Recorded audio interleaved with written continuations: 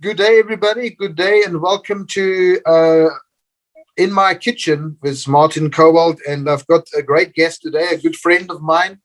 Is KK Yau from Asia, is sitting in Kuala Lumpur. And it's a little bit in the afternoon, I think about 4:30, you just said now. It's a bit hazy out there. I'm sure it's nice and warm in Kuala Lumpur, like always. I've been there many times with you. And then, of course, KK is the President Ambassador and Liaison of Asia for Worldchefs. So is a very dear colleague of mine as well on the board of directors of Worldchefs. And KK, yeah, obviously representing Asia in our podcast today. I welcome you dearly, and I'm so happy to see you. Yeah, welcome. Really a very warm welcome. Hi, everybody. Greeting from Kuala Lumpur. It's amazing day. Right. Yeah, it's amazing that we got this technology today where we can have interviews and we can talk to each other live, and it's absolutely fantastic. The only sad thing is about the technology that we can't hug each other and we can't shake our hands and we can't have a meal together, but it will happen soon. There's a light at the end of the tunnel. So KK, quick question. A couple of questions I would like to ask you. And, it's obviously the main topic, COVID-19, which hit us globally, especially in our hospitality industry. And obviously COVID-19, Corona had a very, very bad impact in the hospitality industry globally, but also very much in Asia. And from your perspective, KK, what can we expect in the next 2 years or 3 years or whatever in Malaysia? Is the industry still there? Is it happening? Is it, how bad was the impact of COVID-19 in Asia? Okay. Yeah, that is the prayer for the God. That's the vaccines distribution, and from various countries that is distributing around the world. So in Malaysia, we are getting,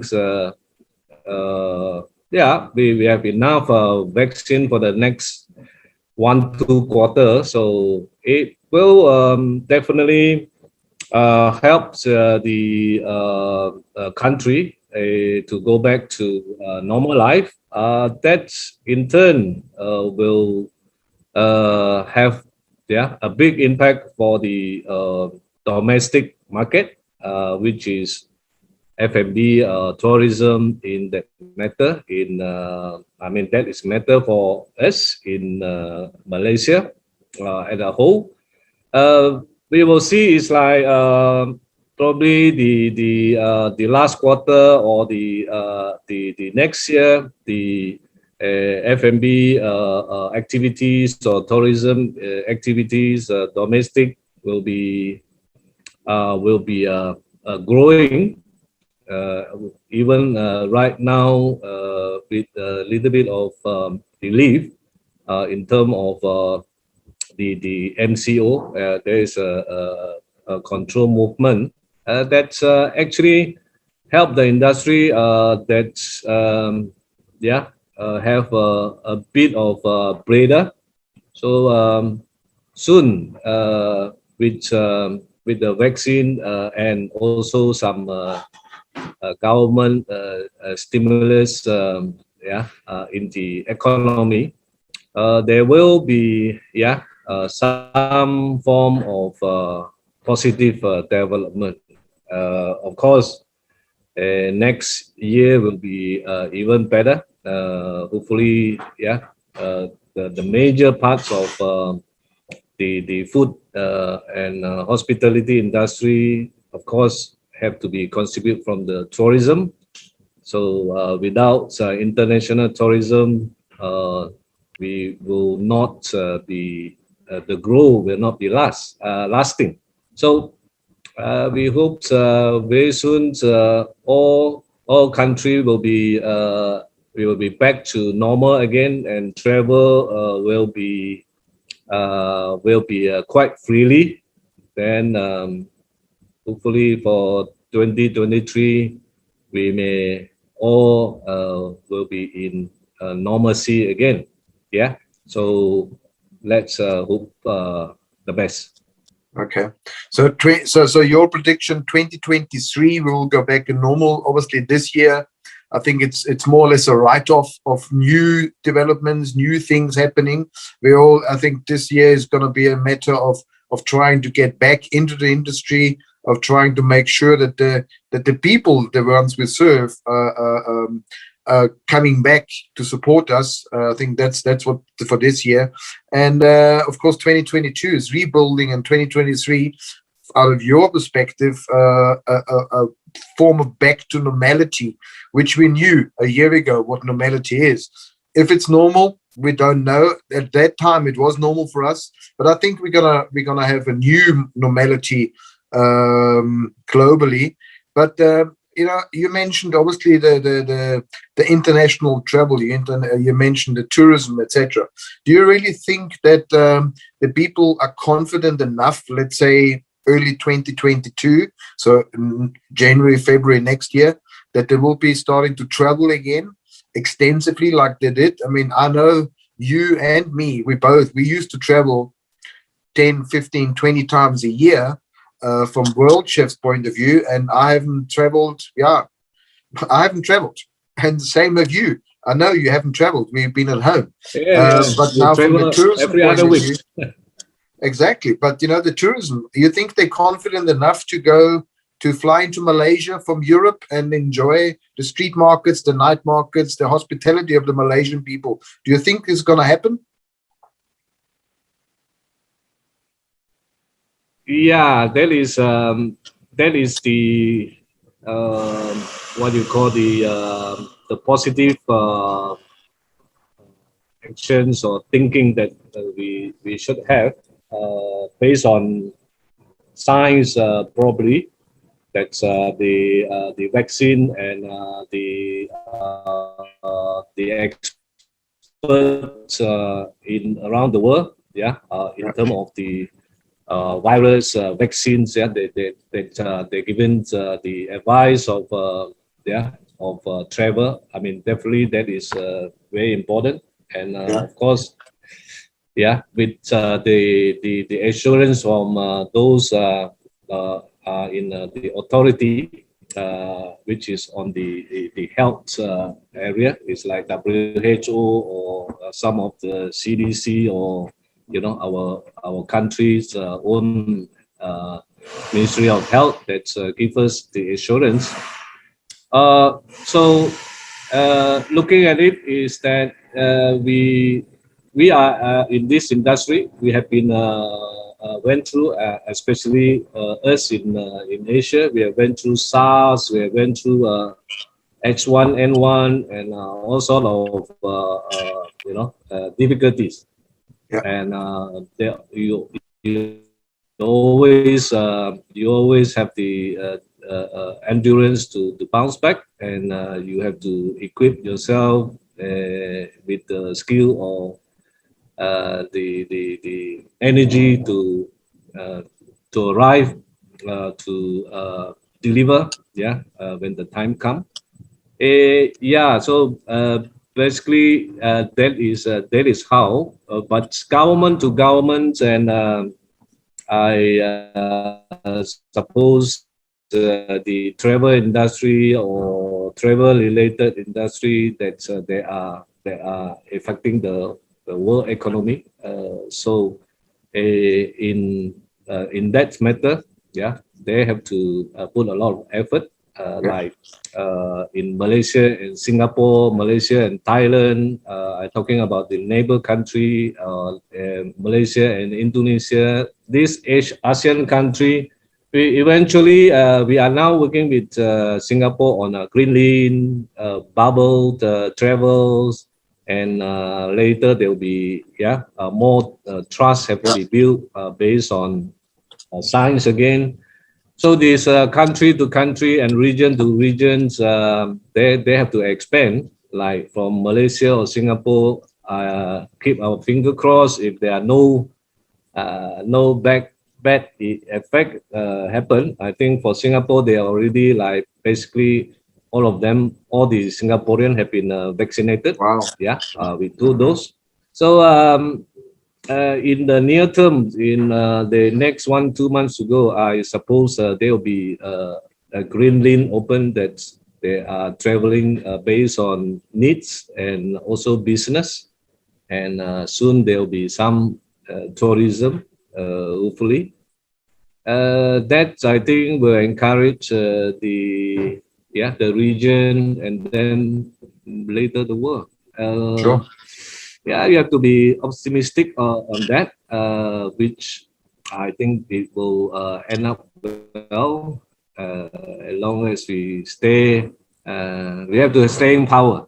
Yeah, That's Martin. it. So Yeah. you have the positive side. Yeah. We have to hang on there. Absolutely. I mean, we have to stay positive. We have to be influential, and we have to try to keep on creating. That's what we do as chefs, I think. Now, obviously the hospitality industry got hit very hard, and I know that Asian people are very much into development, very much into education, and I know there's a lot of hospitality schools in Asia all around. I mean, I was able to visit quite a few hospitality schools around Asia, in Kuala Lumpur and Singapore and Shanghai. So I've been very privileged to be able to do that. So, but obviously now with the hospitality industries down on their knees, like lots of restaurants globally closed, lots of hotels are closed, etc. Do you think the hospitality industry is still attractive enough for young people to go into the industry and getting educated as a chef, to follow their career as a chef? Do you think the hospitality industry is still attractive enough? That is the beside the optimism. Yes, the tourism hospitalities industry have been taking a beating. Some have already been retrenched, or they lost their job and they never come back. Yeah, or they already moved to other industry. But in my case is that I involved with a lot of those retrenched worker, and also those that have lost their job. That's I'm doing the upskilling and also changes of the skill set that they have. Some from the tourism industry, some from the probably engineering industry. They are now a student. So these people, at the moment they've been upskilled. They've been put into tests, and soon they'll be in the industry. We have various opportunity for them to become their so-called food entrepreneur or entrepreneur. So they either can be doing their own business with microfinancing helps, or with those share kitchen concept. So this is the trend that is going in, and later, some of the trainee, they actually have run their own travel agents, and before that they have, because they're doing the inbound business, that's they are closed down the travel agent. So now they have another skill that's that can count on. So of course they are already telling me that they have already got call from their clients from Europe, America, that the business or the traveler will be coming back probably by August. Finger crossed again. So then they will go back, right? Then some new guy that they trained when they're doing on the food business will take over. So I suppose there will be no gap, and more people will be coming in with the economy that's definitely growing, because we already reached the floor. So the only way is up. So then there are money to be the money to be spent, and everybody have to eat, and they have to get the economy going. They can't put their money under the pillow. That's So they true. have to That's spend true. and Yeah. and get everybody up again. Yeah. So the money needs to be spent, and I people. think, uh, yep. The student intake I will see is like from some colleges, they are already picking up a little bit. Yeah. So overall, I may think this, there are still, new blood, new youngster will be taking up the hospitality, culinary industry. But yes, of course, they will be more equipped, with skill, knowledge, and all technology that they learn now, as like over this part of the world, that the country have put a lot of money on those people who are now waiting for the next job, that they upskill themselves in digital marketing, all sort of skill that they want to equip themselves. So I think this will be good in the future economy, and the skills set of the workforce in this part. Yeah. No, fantastic. No, that's really positive. It's really good to hear, KK, that and I had no doubt. That Asia is always in the forefront, and specifically in education. Obviously now through COVID-19, there's a lot of hobby cooks, developed now from home, because they were all sitting at home and not being able to do much, and they're watching all the different chefs giving master classes over Zoom and over internet in general.